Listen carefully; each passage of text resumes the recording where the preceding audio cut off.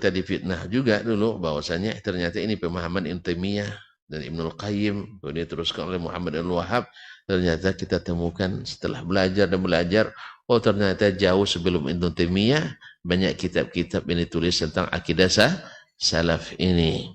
Ternyata kawan-kawan kita silaf dia, bukan itu.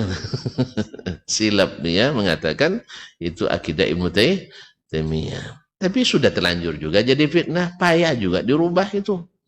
Ya, ketika pembagian tauhid disebutnya trinitas karena difitnah oleh orang-orang atas. Ya, disebutnya tauhid rububiyah, tauhid uluhiyah, tauhid asma wa sifat, seolah-olah meyakini Tuhannya Wahabi itu 3 katanya. Tauhidnya trinitas, lebih berbahaya pada Yahudi dan Nasrani. Fitnah lagi. Tapi sabar ya.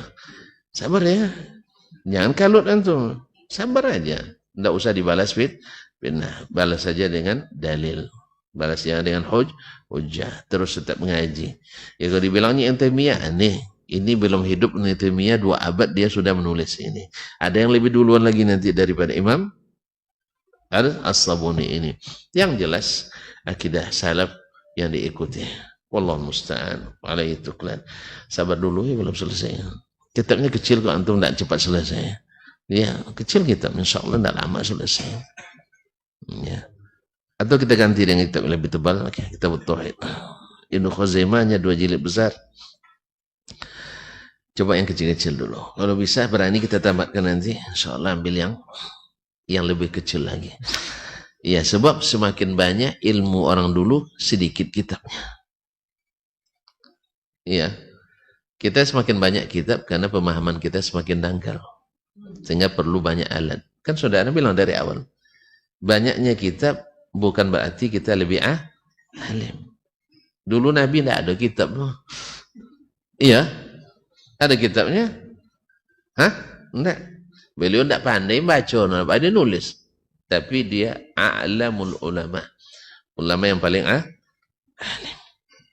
Jelas? Abu Bakar ada kitab? Enggak. Kitabnya kitabullah. Wa sunnatu Rasulillah SAW. Cuman di akhir-akhir ini kita terpaksa banyak kitab.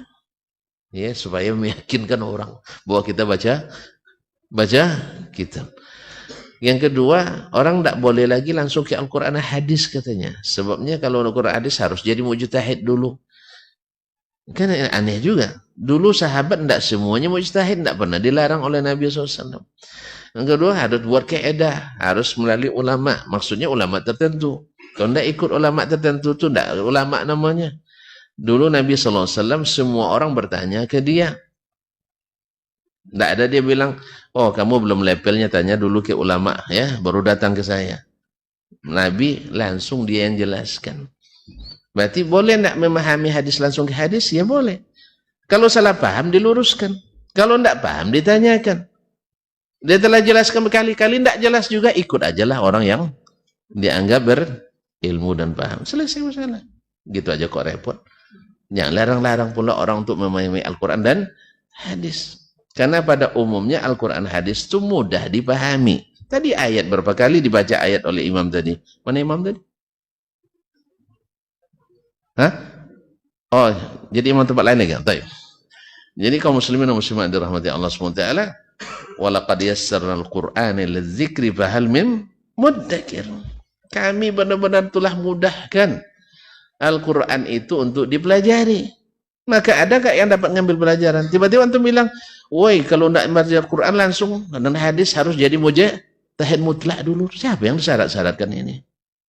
Agama Islam itu mudah. Tapi kalau nak jadi mufti, ya nak jadi penulis tentang hukum-hukum, nak jadi profesor, ya harus antum harus berilmu alat-alat ijtihad.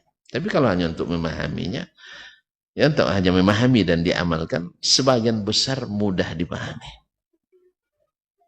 Tapi kan tidak mungkinlah kita tiba-tiba berilmu tanpa mengikuti ulama.